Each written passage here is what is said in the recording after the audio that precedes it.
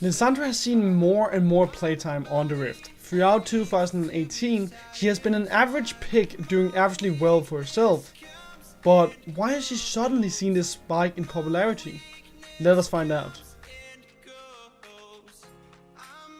It all started in patch 8.8 and it's a long time before she started to see the light of the day.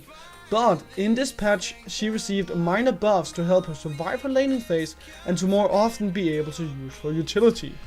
Her Ice Shard and Frozen Tomb are essential parts of her kit. Her Ice Shard is her main wave clearing ability and poke ability, and having less of a mana cost on it allows for her to use it less conservatively. Lissandra is also a mana hungry pick, but we'll get back to that, and thus a smaller mana cost on Ice Shard makes her life easier. The Frozen Tomb is the bread and butter of Lissandra. She's an utility mage. Reducing the cooldown means that Lissandra's utility is available to be used more in the early game and in the mid game.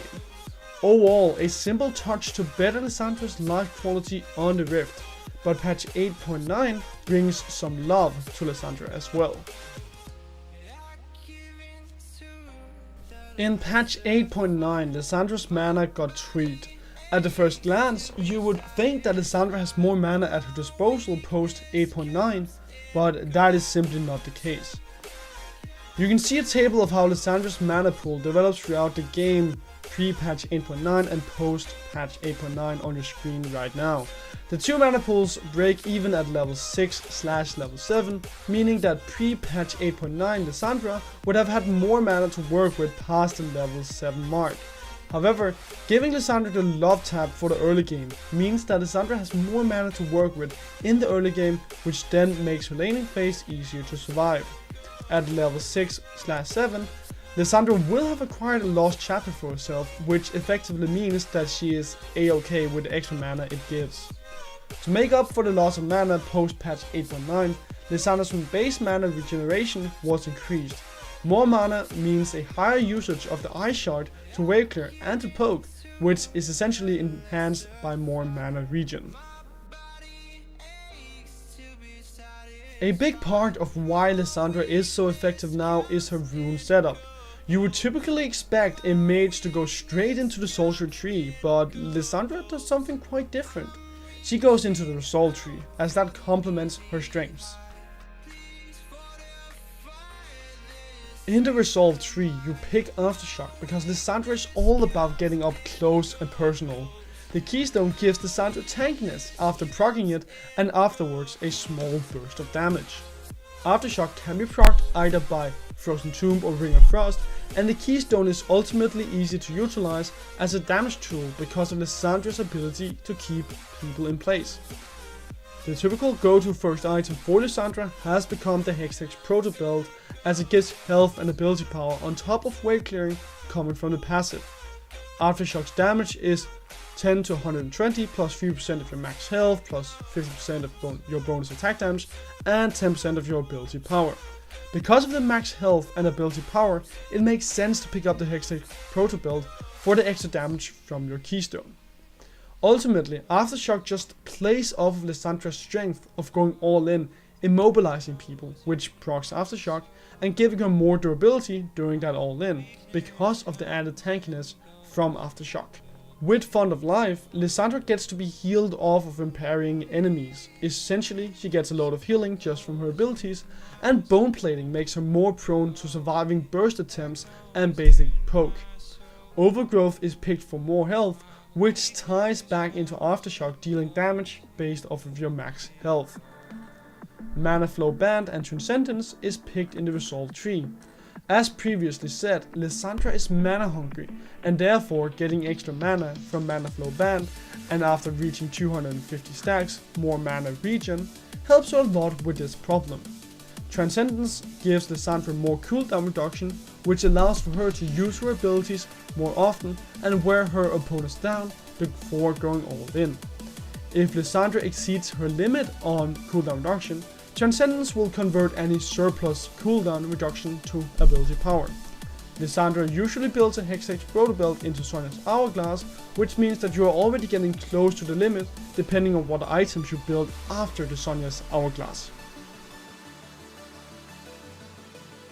The thoughts behind the resolve tree in rune setup 1 and rune setup 2 are the same, as there has been no changes in the runes. However, with inspiration being the second tree for Lissandra in rune setup 2, she focuses much more on her role as an utility mage than a fighter.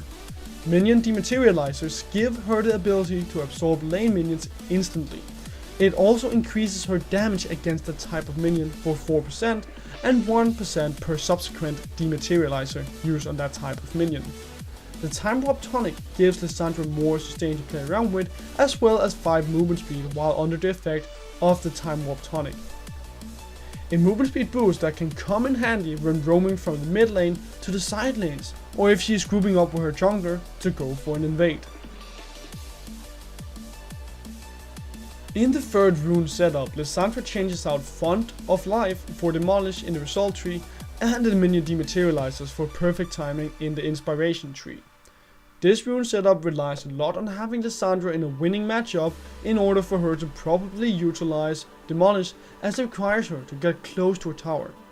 Lissandra does not have many long range abilities, and hell, even her auto attack range is low. This makes it hard for her to poke her enemy down and ultimately get close to the tower, though if in a favorable matchup it can surely succeed for Lissandra. Perfect timing is picked to give Lissandra another lifeline. She already has one in her Frozen Tomb, but you are going to be pushing far up the lane in order to use Demolish effectively, and a free stopwatch is essentially just another escape plan. Lissandra is not your typical battle mage, AP bruiser or assassin, but she can still swing the momentum of a battle in her team's favor, because she is picked for the team. Lissandra is what you would call an utility mage. She sets the rest of her team up for success by bringing hard crowd control and slows to the table. This allows for a team to quickly burst down whoever Lissandra has decided to target, and whomever that her target is, that person is dead. Frozen Tomb and Ring of Frost are hard crowd control abilities that are, once caught, hard to get away from.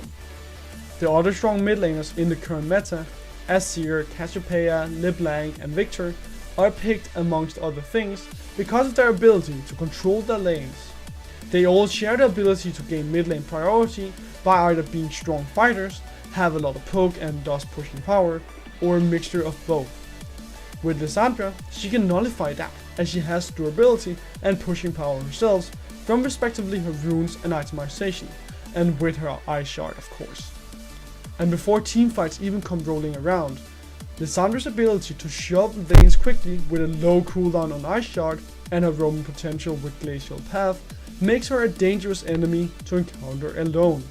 On top of her already dangerous roaming, Lissandra usually picks up Teleport alongside Flash to have 2 ways of entering fights on top of the Glacial Path.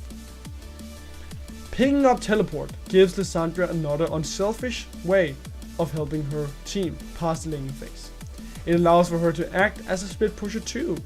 While I praise her roaming potential in the laning phase, getting from the bottom lane to a starting teamfight around Baron Nashor will take time if she does not have Teleport.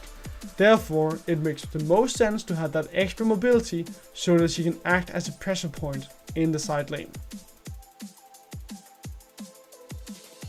While Lissandra has not seen a massive spike in her win rate, like for an example Sion, she has seen a gigantic uprising in her pick rate.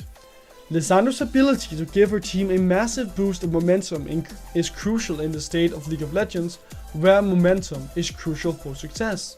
She is often used as a playmaker, and her crowd control is amazing when used proactively. Her runes make her an extremely tanky mid laner, and her mobility is sure to set her team up for success.